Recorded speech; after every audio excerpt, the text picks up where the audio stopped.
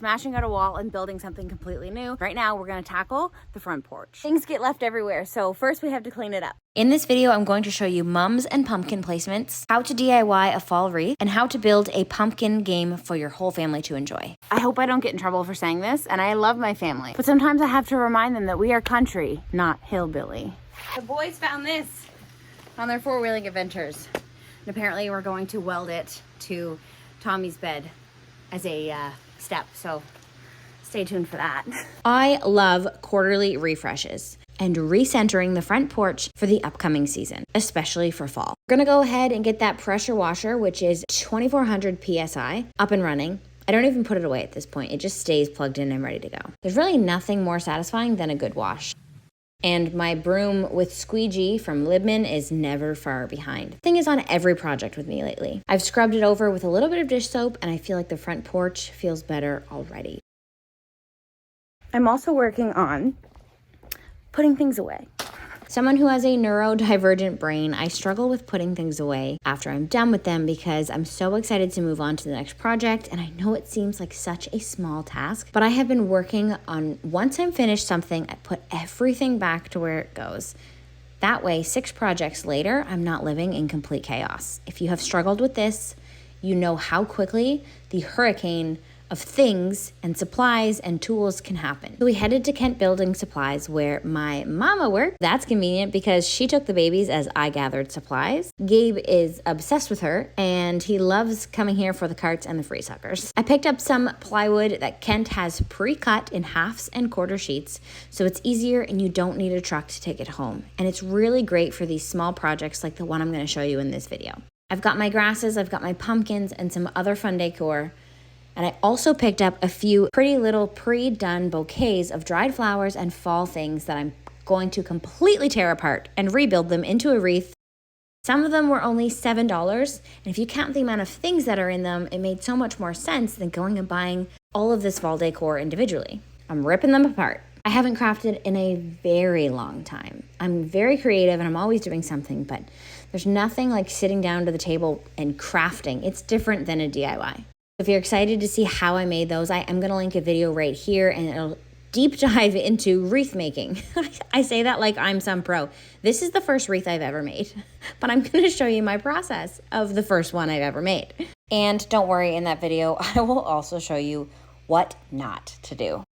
Along with the bouquets that I picked up at Kent, I also picked up this fake eucalyptus from the dollar store. And what I did was I essentially weaved it in and out of the wire ring that I also picked up from the dollar store, which was very convenient because originally I was going to make one and I'm glad I didn't have to untangle a hanger to do so.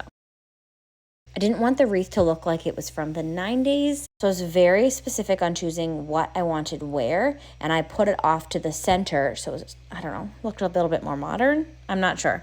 I don't know why I had this thing that thinking wreaths were for grandmas. They're not though. They're really sweet. I've linked my full tutorial for the wreath right here. That way, if you want to know exactly how I made it, you can click here and you can watch step by step. This really inspired me to make wreaths for all of the season, and probably as some gifts as well, because the total amount for this wreath was under $30 and just over an hour to construct. That's if you don't have a baby interrupting you, but I don't mind because she's pretty cute. Once everything was dry, I got the furniture back in place, and then I needed to work on the arrangement of the pumpkins and the mums. I got pumpkins of all sizes because I never really know how I'm going to put them in place until I get it in front of me. I'm reusing the ferns from the summertime. But what I did was I took the tall black pot and tipped it over. That way it gave the ferns a little bit more height and they weren't sitting in the pot. I like to display things in tiers. So like a high, medium, and low. And although the grass is technically high, the pot is low. So it gives it the illusion that there are 3 levels here. I put the mums in front of the tall pot to hide it. And that's what I was going to use the pumpkins for, was to hide the other smaller pots. I don't have anything against pots. I just wanted it to look very full. And I don't know what it is about the fall, but it's the one season I feel you can have an overflowing abundance of something. And in this case, it's pumpkins just throwing up everywhere and it looks so nice.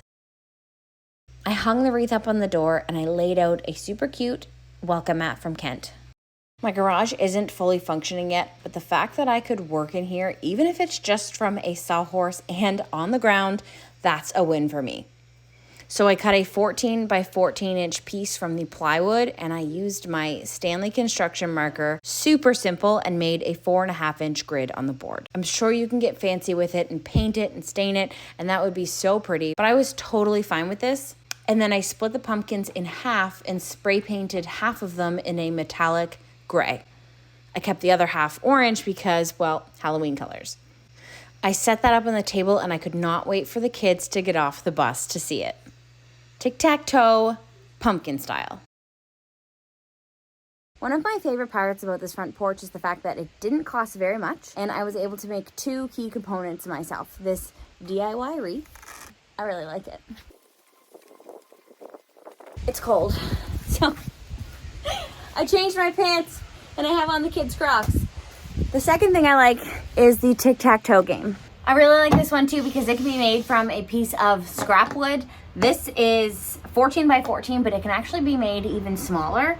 And there are some really cute, like, tiny squashes that they sell at, like, all the farmers markets around. And you can get tinier little versions or dollar store versions. I just thought this was such a great idea because we sit out here pretty well every night or every second night as a family when it's raining because we have the porch, and now you can play tic-tac-toe. Thanks so much for watching. Don't forget to subscribe and hit that bell for the notifications when I'm uploading new content. I've been back in action for a little over a month now. I'm making sure that I am consistent so that you guys can expect videos from me weekly. Have a great day.